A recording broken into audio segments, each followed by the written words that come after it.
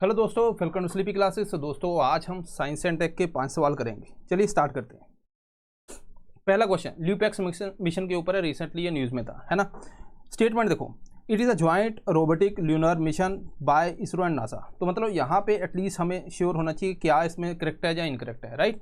Mission aims to explore the lunar north pole and then third statement है कि the rover of this mission is being developed by India.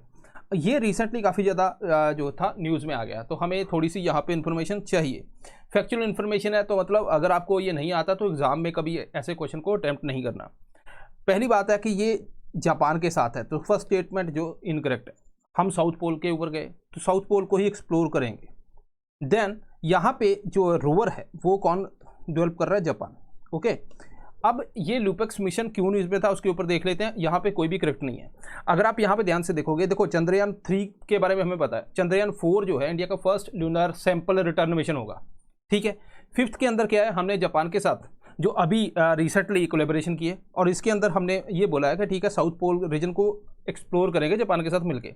इसके अंदर क्या है कि जो ल्यूनर रोवर है, ठीक है, वो करेंगे और लैंडर जो है वो इसरो प्रोवाइड करेगा, राइट। तो ये जो थर्ड स्टेटमेंट भी इनकरेक्ट है। काफ़ी ज़्यादा ये न्यूज़ में आता है, इसीलिए इतना डिटेल में क्वेश्चन है।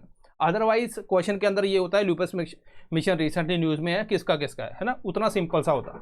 ओके, अब मोस्ट इंपॉर्टेंट चीज़ है दोस्तों, all India prelim mock test. ये स्लीपी का है, देखो इसके अंदर क्या फैकल्टी ने बनाया, मैंने खुद बनाया साइंस एंड टेक के क्वेश्चन, तो आपको वो फ्लेवर मिलेगा जो यूपीएससी का है। GS1 का दोस्तों ये पेपर है, और 26 अप्रैल 2026 इसको आप ऑनलाइन रजिस्टर कर सकते हो इसके लिए, और आपको बहुत से एक्साइटिंग प्राइजेस जो टॉप रैंकर्स को हर साल हम देते हैं वो आपको डेफिनेटली मिलेंगे। लेकिन उससे भी इंपॉर्टेंट है कि हमारी तैयारी हो जाएगी, है ना। चलिए ओके, सेकंड क्वेश्चन देखो, स्मॉल मॉड्यूलर रिएक्टर के बारे में। वीडियो को स्टॉप करके यहाँ पे इसको क्वेश्चन को पढ़ सकते हो, उसके बाद आंसर देने की कोशिश करो। मैं आपका टाइम ज़्यादा नहीं लूँगा, इसको 1 बाय 1 पढ़ूंगा, उसमें फिर आपका भी टाइम जाता है।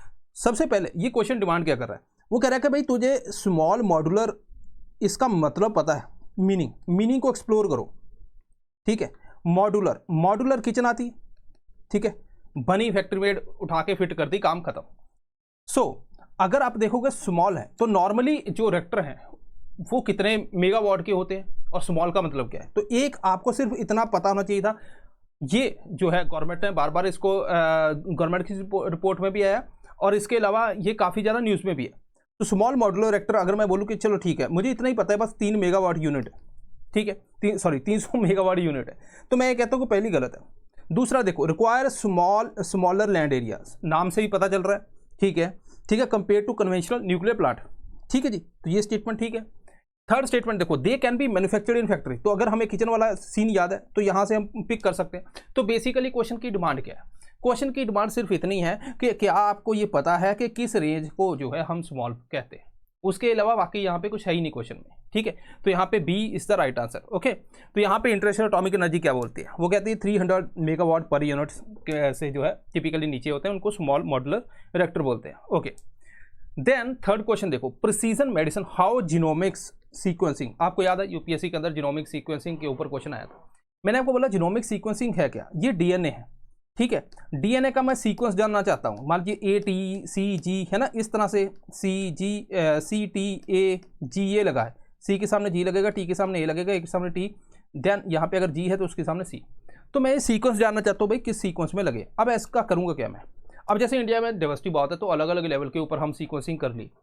हो सकता है किसी का ऐसा सीक्वेंस हो कि उसको किसी डिजीज़ के अगेंस्ट रेजिस्टेंस हो उसकी बॉडी में, उसको होना, तो वो हमें पता चल जाएगा क्या है इसमें। दूसरे क्या हो सकता है कि कोई ज़्यादा वल्नरेबल हो किसी चीज़ के लिए, तो उसका भी पता चल गया। कोई मेडिसिन किसी के ऊपर असर करेगी, कोई किसी के ऊपर नहीं करेगी, तो हमें पूरा वो सीक्वेंस से एप्लीकेशन मिल जाते हैं। जीनोम इंडिया प्रोजेक्ट याद करो। अब यहाँ पे क्या पूछा गया है, ब्रॉड फील्ड है, ठीक है, ब्रॉड फील्ड है मतलब थ्रू आउट द वर्ल्ड ये प्रैक्टिस होती है। ये कॉन्स्टिट्यूशन के अंदर कोई अपना फंडामेंटल राइट नहीं है कि जो कॉन्स्टिट्यूशन में लिखा गया वही है।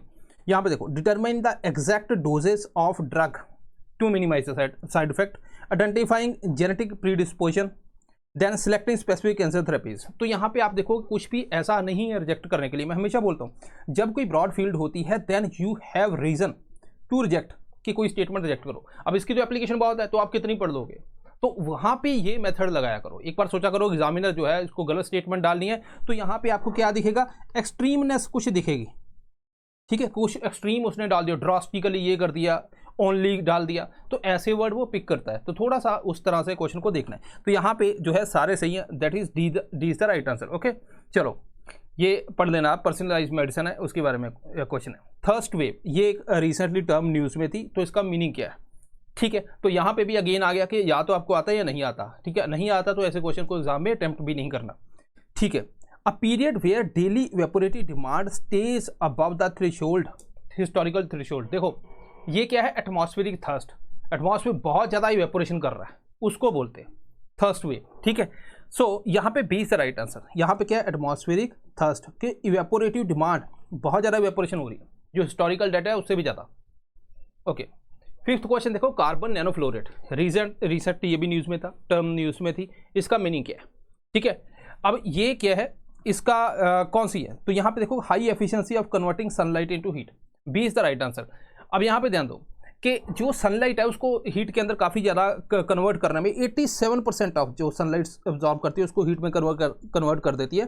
कार्बन नैनोफ्लोरेट ये किससे बनी है? कार्बन से, नाम से पता चल रहा है, तो ये तो नहीं पूछेगा ये कार्बन से बनी है ना।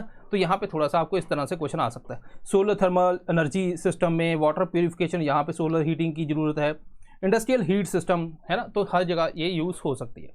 So this is all. So I hope कि आपको यहाँ पे कुछ सीखने को मिला होगा। अगर कुछ नोट्स में मिसिंग है तो यहाँ से आप ऐड ऑन कर सकते हो। मिलते हैं नेक्स्ट टाइम, थैंक यू।